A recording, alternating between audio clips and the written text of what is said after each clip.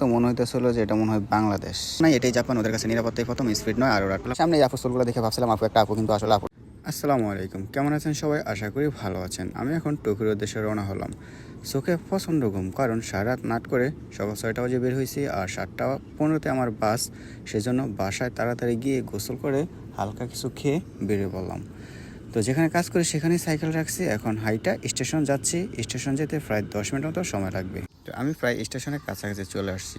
তো এখানে আজকে বাস খুঁজতে গিয়ে যে প্যারার মধ্যে পড়ছি, যদি আমি বাসা থেকে আর 10 মিনিট লেট করতাম তাহলে হয়তো আমি বাস মিস করে ফেলতাম। কারণ এর আগে যখন টোকে গেছিলাম, যেখান থেকে বাসে উঠছি, আমি ঠিক ওইখান থেকে বাসে উঠবো ভেবে ওইখানে গিয়ে বাস খুঁজে পাই নাই। তারপর এর বিপরীত পাশে আসলাম, সেখানেও বাস নাই। যদি এখানে নাম্বার লেখা ছিল 40 নম্বর বাঙ্গতে আমার যাওয়ার কথা ছিল, আমি 40 নম্বর খুঁজে পাইতেছিলাম না। পরবর্তীতে এক জাপানিজকে জিজ্ঞাসা কইরা সে জায়গা মতো গিয়ে পৌঁছলাম।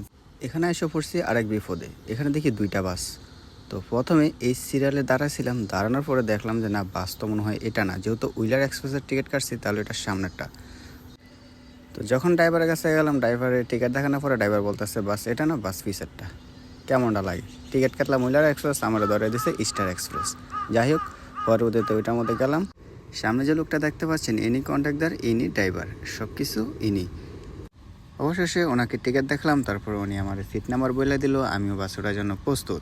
তো আমি এখন বাসের ভিতরে উঠে পড়লাম। বাসের সিটগুলো খুবই সুন্দর মনে হইতেছে এবং বাসের সিটে বসার লোকগুলো অনেক সুন্দর। তো আমাকে দিচ্ছে 9 নাম্বার সিট, 9 নাম্বার আর 10 নাম্বার একই সাথে।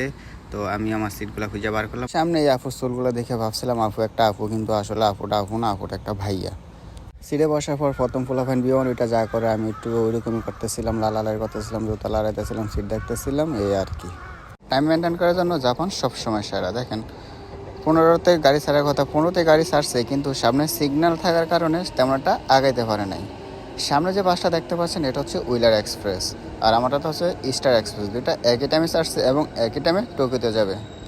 বাসটা আমার ভাষার রাস্তা দিয়েই যাইতেছে। আগে যদি জানতাম তাহলে কইতাম ভাই আমি তো বাংলাদেশি, আমার তুই রাস্তা থেকে ওড়ে আনিস, কষ্ট করে আমি স্টেশন যাইতে পারতাম না, কিন্তু এটা তো সম্ভব না। অবশেষে হাইওয়ে রাস্তাতে এসে বললাম, 200 পাশে এত সুন্দর সুন্দর সবুজ গাছ দেখতে খুবই ভালো লাগতেছিল। তবে ড্রাইভিংটা বেশি একটা ভালো লাগে নাই, কারণ আমি আসলে স্লো ড্রাইভিং পছন্দ করি না। হাইওয়ের গাড়ি চালাইবো, একটু স্পিডে চালাইবো, ওরকম ভালোই তো দিত না, জানি, কারণ এটা জাপান। তো একটু স্পিডে গেলেও পারতো, এমন কোনো গাড়ি নাই যা আমাদের বাসকে ওটি দেয় নাই। আর এই ওটি দেখাটাই আমার কাছে সবচেয়ে বেশি বিরক্ত লাগে। তো কিছু করার নাই, এটাই জাপান। ওদের কাছে নিরাপত্তাই প্রথম, স্পিড নয়। আর ওরা টাইম যেটা দেওয়া সে টাইম মতো যাবে, এটাই স্বাভাবিক। অবশেষে প্রথম ব্রেক দিল কুনিমি। সবাই নামতেছে, আমিও নামার জন্য প্রস্তুত। মানি ব্যাগ মোবাইল নিয়ে নিলাম। ওইটাই আপুটারে দেখতে পারলাম যে আপুটা ভাইয়া। আমি পুরো মোবাইলে ক্যামেরাটা পুরোপুরি দিতে পারি নাই, তাই দুঃখিত, আপনাদেরকে ভালোভাবে দেখাতে পারি নাই। নাইমা গেলাম। নাইমা কী কোনো অবস্থা ছিলাম না, সবাই তো সবার কাজ করবো, আমি কী করবো, আমি আজারেই নামছি। ব্রেক শেষ করে বাসের মধ্যে এসে বসে একটু দেখতেছিলাম সবাই রে।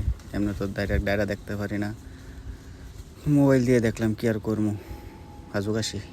জাপানের গ্রাম সাইডগুলো মনে হয় শহরের তুলনায় আসলে একটু বেশি সুন্দর। চারিপাশ দিয়ে কত সুন্দর সবুজ শ্যামলে ঘেরা। এই ধান ক্ষেত দেখে তো মনে হইতেছিল যে এটা মনে হয় বাংলাদেশ, এত সুন্দর ক্ষেত দেখছেন। তো এটা হচ্ছে 3 নাম্বার ব্রেক। 3 number break. বাসের মধ্যে ঝিমাইতেছিলাম, যদিও ঘুম আসে না, কারণ আমি বাসে ঘুমাইতে পারি না, চোখ বন্ধ করলেই মনে হয় যেন বাস উল্টা করে। তো জায়গাটা মোটামুটি ভালোই সুন্দর, পাহাড় টাহাড় আছে, ভালোই লাগতেছিল। যদি এটা সাইতামার অনেক আগে, কিন্তু কোন জায়গায় সেটা জানি না। এখন প্রায় কিছুটা শহরের দিকে ঢুকতেছে, গাড়ি ঘোড়া মোটামুটি অনেক বেশি, এবং কি ড্রাইভার এখন মোটামুটি আগের তুলনায় একটু স্পিডও চালাইতেছে। দেখতে দেখতে প্রায় টোকিও শহরের ভিতরে আমরা এসে পড়ছি। তো আশেপাশে অনেক বড় বড় বিল্ডিং। এতক্ষণ ছিলাম সবুজ শ্যামলের গ্রামের মাঝখানে, এখন এসে পড়ছে পুরাই শহরের মাঝখানে।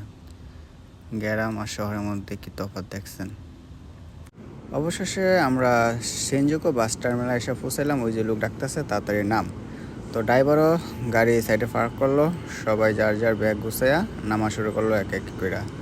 তো আমিও নামার পরে ড্রাইভারে আরিগাতো দিয়া সুন্দর করে হাঁটা ধরলাম। আমি এখন যাব ভাইয়ের বাসায়। ভাইয়া থেকে টোকিওর ফুসুতে। এখান থেকে আবার আমাকে ট্রেনে উঠতে হবে, ট্রেনে করে ভাইয়ের বাসায় যেতে হবে। এটা হবে আমার জন্য আরেকটা ফেরার কাজ, কারণ ফার্স্ট টাইম একা যাইতেছি। আর সেনজুকু স্টেশনটা অনেক বড়, এটা সবাই জানে। আর কি কমু, চলেন যাওয়া যাক। তো আমি এখন ফুসোতে এসে পৌঁছাইলাম, ফুসো থেকে নিশিপুর জন্য ট্রেনে উঠলাম। অলরেডি একটা নোটিফাই কইরা ফেলছি। গরমের যে অবস্থা, মাথা মাথা নষ্ট, তার মধ্যে খিদা, তার মধ্যে ঘুম, মানে সব একসাথে। তো ফাইনালি নিশিপুর স্টেশন থেকে বেরিয়ে পড়ছি, সামনে এটা স্টেশন। আমি অলরেডি এসে পড়ছি, এখন বাসায় যাব। হাইটটা প্রায় 10 মিনিট মতো সময় লাগবে আর কি। যাওয়া যাক। সামনে যে বিল্ডিংটা দেখতে পাচ্ছেন হলুদ, এটার 2 তলাতে বাইয়া থাকে। আর ইনশাল্লাহ রবিবার ওপেন ক্যাম্পাসে যাব। মেন যে কারণে আসলাম সেটা হচ্ছে ওপেন ক্যাম্পাস নিয়ে ইনশাল্লাহ ভিডিও হবে। তো যারা নতুন আছেন চ্যানেলটি সাবস্ক্রাইব করে রাখবেন, ফেসবুক থেকে দেখলে ফেসবুক পেজটি ফলো দিয়ে রাখবেন। আজকের ভিডিও এ পর্যন্ত। ভিডিওটি কেমন লাগলো অবশ্যই জানাবেন এবং আপনার কোনো মন্তব্য থাকলে কমেন্ট করে জানাবেন। ঠিক আছে, দেখা হবে নতুন ভিডিওতে। আসসালামু আলাইকুম।